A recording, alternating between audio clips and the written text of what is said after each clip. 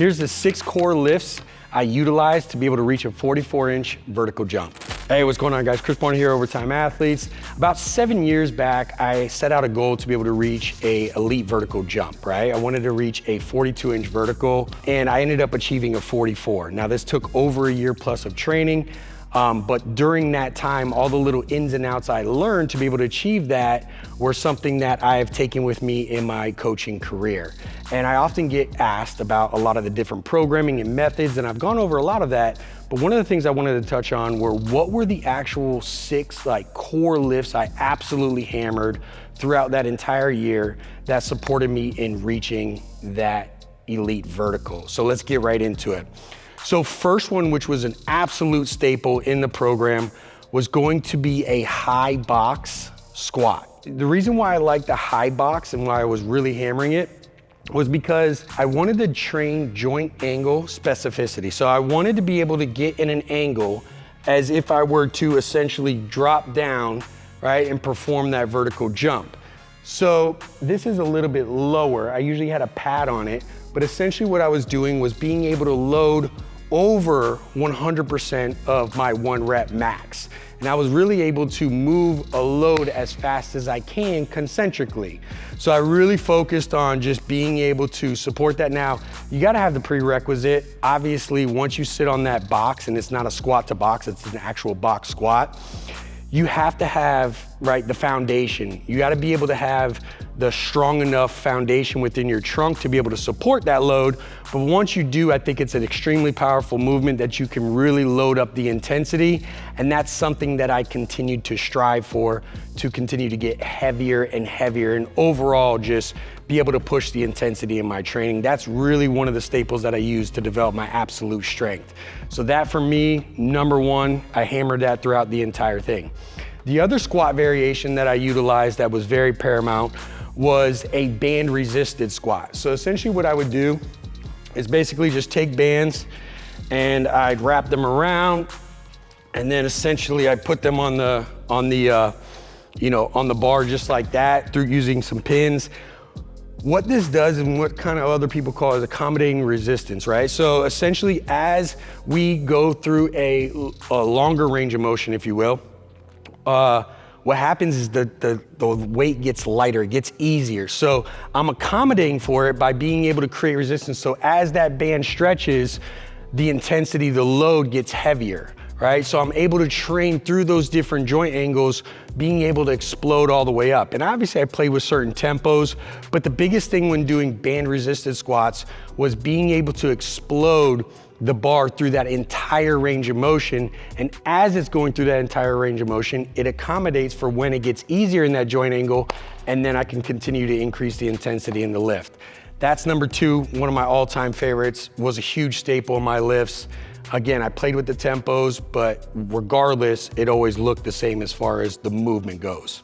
Now, switching over from the squat pattern, which is kind of a squat pattern, you guys know, if you know me, that I'll always talk about it, is trap bar deadlift. Now, trap bar deadlift was something from the beginning all the way to the end that I utilized. Very simple method in my training blocks. I would start off with basically week 1 sets of 5, week 2 sets of 4, week 3 sets of 3, maybe finish off with a 4th week of sets of 2. I would deload, and then I would rinse and repeat. And I would essentially do this all the way on top of my other balance training and programming to be able to build myself up to a plus 2.6 times body weight. So what that means is the load that I was trying to achieve was gonna be greater than 2 times my body weight. So I think I was able to achieve like 2.8 or 2.9 or something like that. In fact, I was able to get so much weight on there that I just didn't have room on the bar, and then I had to start going volume with it.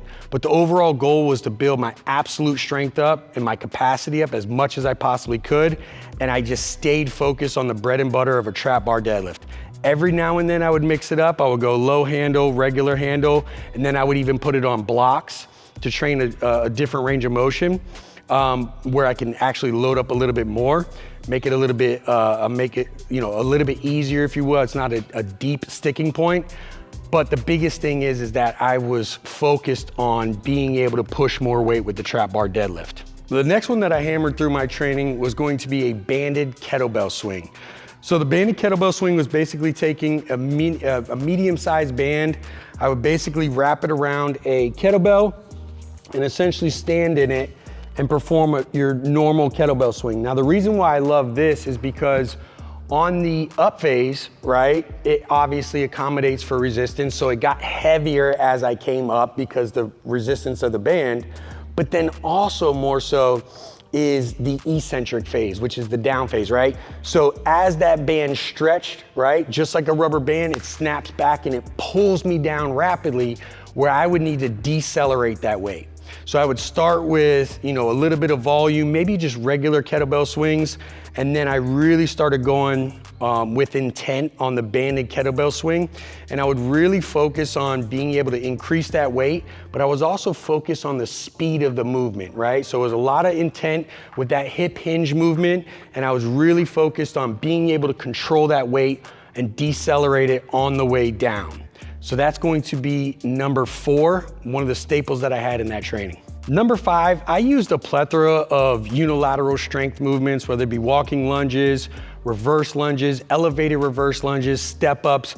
But one of the ones that just absolutely just fires me up and I would just always strive to really increase the amount of weight is gonna be the Bulgarian split squat or rear elevated squat, right? So it's just essentially back of the foot is on the bench, essentially sink down. My biggest thing that I always do to teach here is I focus on getting the hip at knee level. So as I sink down and back, I want my hip to reach knee level.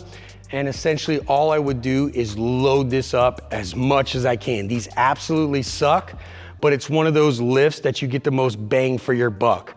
I'm not saying that like if you scientifically, it outmatches other unilateral exercises. For me, it's just one of those lifts that it's pretty difficult. So for me to be able to load that, right, to go from dumbbells into barbells and then really be able to load up that barbell, to me it was one of those that made a huge impact on increasing my vertical jump. And the last and final one, I want to throw you guys an upper body one that I think was paramount in being able to increase my vertical force, which was essentially a push press or push jerk, or either variation of.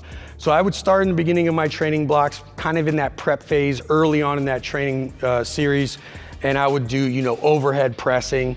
And then from there, I would go to a push press where I'm getting the feet or getting the lower body involved, and then eventually being able to perform a push jerk overhead. The reason why I love overhead is because you're generating all your force from the ground up, right? It's essentially what we're doing. You're producing vertical force when you're pushing a bar overhead, right? You're getting the lower body involved, and it's just paramount to be able to, again, overall get that amount of force generating from the ground. So what I would focus on is feet underneath the hips, toes forward. Instead of really driving the knees forward, my big thing was being able to sit my hips directly down and back and being able to explode it overhead. And for me, as far as the upper body lift goes, that's one of those that was paramount to me being able to develop an elite vertical jump. All right, guys, there you have it. Those are the 6 core lifts that I absolutely hammered in my training to be able to reach the 44-inch vertical jump. I hope this helped you guys out. Hey, if you're interested in a full vertical program, you can check out the link down below. I'll talk to you guys next time.